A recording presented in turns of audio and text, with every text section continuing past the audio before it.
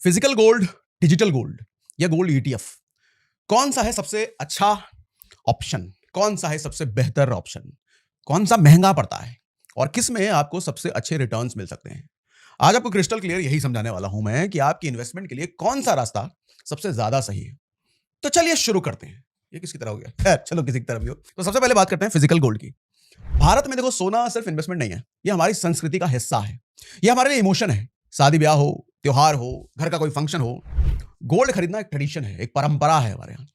लेकिन जब आप फिजिकल गोल्ड खरीदते हो ना, तो एक्चुअल कॉस्ट सिर्फ गोल्ड की कीमत नहीं होती है, आपको मेकिंग चार्जेस अलग से देने होते हैं, जो ज्वेलरी में 8% से 20% तक चले जाते हैं। इनफैक्ट आज अगर आप बड़े ज्वेलर्स के पास जाओ तो ये मेकिंग चार्जेस 40% तक भी चले जाते हैं।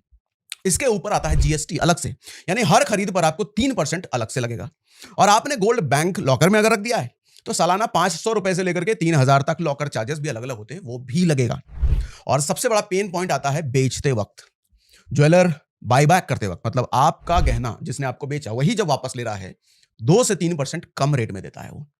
तो सवाल यह है कि इन्वेस्टमेंट के नजरिए से फिजिकल गोल्ड प्रैक्टिकली कैसा है? इसका सीधा जवाब है महंगा है सर। ये फिजिकल गोल्ड महंगा है क्योंकि आपको शुरू से ही 10 से 20% वेल्थ कट हो जाता है, पहले दिन से ही कट हो जाता है। मतलब हाँ, वो जो आपने मेकिंग चार्ज दे दिया उसका तो रिटर्न कुछ नहीं है ना, जीएसटी दे दिया उसका कोई रिटर्न नहीं है ना, बेचने जाओगे 2-3% कट करके ज्वेलर आपको वापस करेगा, उसका क्या? तो 10 से 20% आप वेल्थ कट पहले दिन से हो जाता है। हाँ, ज्वेलरी पहनने का इमोशनल वैल्यू अलग है, लेकिन प्योर इन्वेस्टमेंट के लिए ये स्मार्ट चॉइस कतई नहीं है। अब आते हैं डिजिटल गोल्ड पर। देखो, आजकल पेटीएम, फोन पे, गूगल पे, तनिष्क जैसे प्लेटफॉर्म पर आप जाओगे तो आपको सिर्फ 1 रुपए से गोल्ड आप वहां पर खरीद सकते हो। 1 रुपए से? हाँ जी, सिर्फ 1 रुपए से। हाँ, 1 रुपए में उतना ही हिस्सा मिलेगा जितना गोल्ड मिल सकता है। ये गोल्ड आपके लिए वॉल्ट में रखा जाता है, वो लोग वॉल्ट में रखते हैं, और आप चाहो तो बाद में कॉइन के फॉर्म में, बार के फॉर्म में या फिजिकल डिलीवरी भी उसकी ले सकते हो। अगर उतना लेने लायक गोल्ड बन गया तो 1 रुपए का गोल्ड तो डिलीवर नहीं होगा। हाँ, 1 ग्राम 10 ग्राम अगर हो गया तो आप बाद में डिलीवरी भी ले सकते हो। लेकिन एक बात समझिएगा, यहां भी हिडन कॉस्ट है।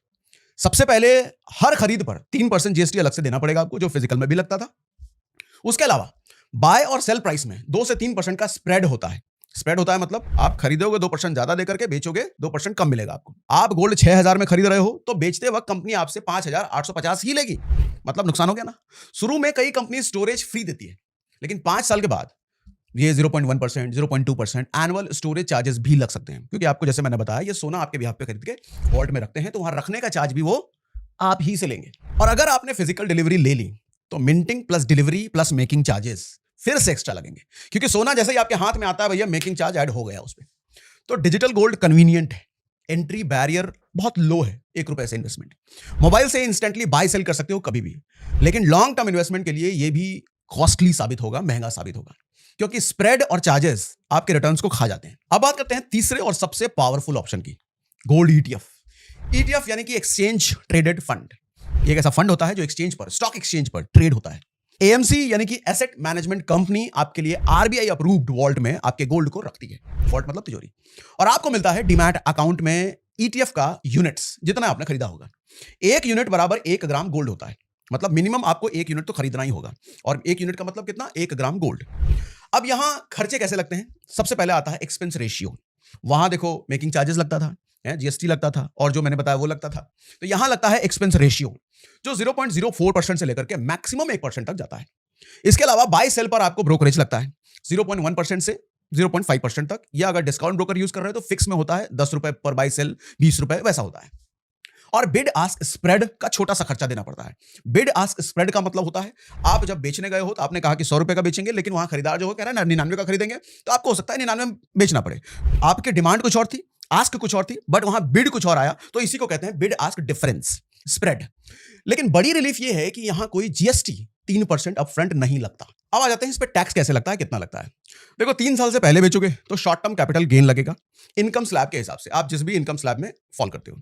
और 3 साल के बाद यानी कि लॉन्ग टर्म कैपिटल गेन हो गया तो 20% विद इंडेक्सेशन आपको लगता है, मतलब इन्फ्लेशन एडजस्ट करके टैक्स देना पड़ता है, जिससे आपकी इफेक्टिव टैक्स लायबिलिटी काफी कम हो जाती है। ये अच्छी बात है।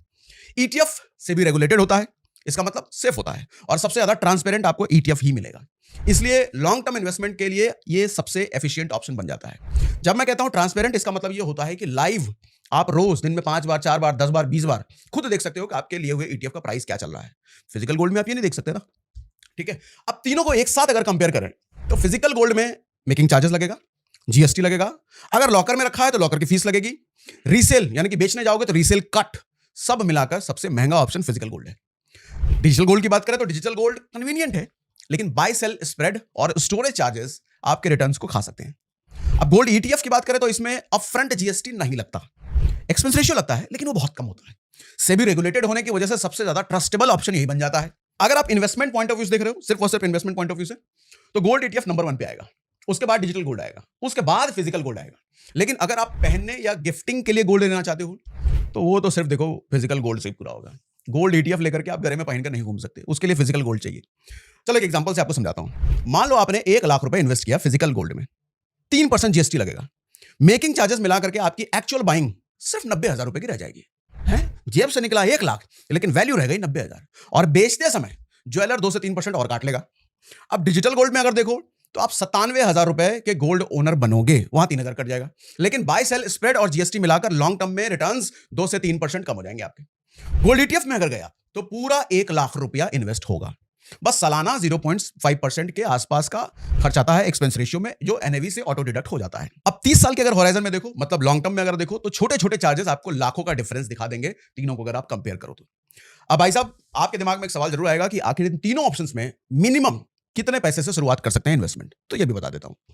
सबसे पहले फिजिकल गोल्ड देखो, यहां एंट्री बैरियर थोड़ा बड़ा है, मतलब हर कोई नहीं ले सकता, आपको कम से कम 1 ग्राम गोल्ड तो खरीदना ही पड़ेगा, और आज के समय 1 ग्राम गोल्ड की कीमत लगभग 12,000 रुपए के आसपास चल रही है, तो मतलब 12,000 रुपए से कम का इन्वेस्टमेंट फिजिकल गोल्ड में नहीं है, मेकिंग चार्ज वगैरह वो सब अलग से। और अब डिजिटल गोल्ड, यहां एंट्री बैरियर सबसे छोटा है, मतलब कोई भी इन्वेस्ट कर सकता है। क्यों? क्योंकि 1 रुपए से शुरू हो रहा है भैया, 1 रुपए तो कोई भी लगा देगा। मतलब अगर आपके पास एक चाय के भी पैसे स्पेयर है, मतलब चाय का पैसा भी एक्स्ट्रा बचा है, तब भी आप डिजिटल गोल्ड में इन्वेस्ट कर सकते हो। यही इसकी सबसे बड़ी यूएसपी है, डिजिटल गोल्ड में सबसे मिनिमम इन्वेस्टमेंट से शुरू किया जा सकता है।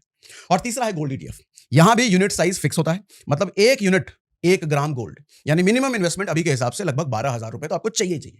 लेकिन एक और कंडीशन है कि आपके पास डीमैट अकाउंट भी होना चाहिए, मतलब ट्रेडिंग अकाउंट आपके पास होना जरूरी है।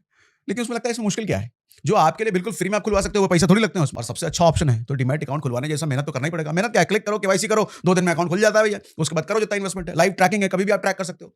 तो ये थी मेरी एनालिसिस तीनों इन्वेस्टमेंट के बारे में। लेकिन मुझे लगता है आपकी कुछ और अगर थॉट प्रोसेस है, कुछ लोग सोने से बहुत इमोशनली कनेक्टेड होते हैं, आप अगर कुछ और सोचते हो तो मुझे कमेंट बॉक्स में लिख के जरूर बताइए।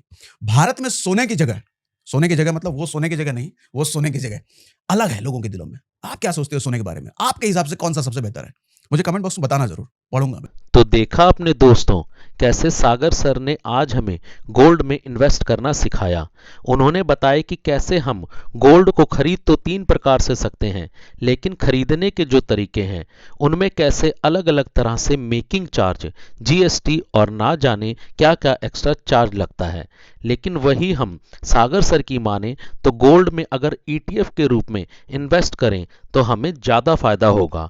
तो दोस्तों सागर सर की आज की इन्वेस्टमेंट की राय अगर आपको पसंद आई हो और आप भी सागर सर के फैन हो तो वीडियो को लाइक करना और चैनल को सब्सक्राइब करना ना भूलें।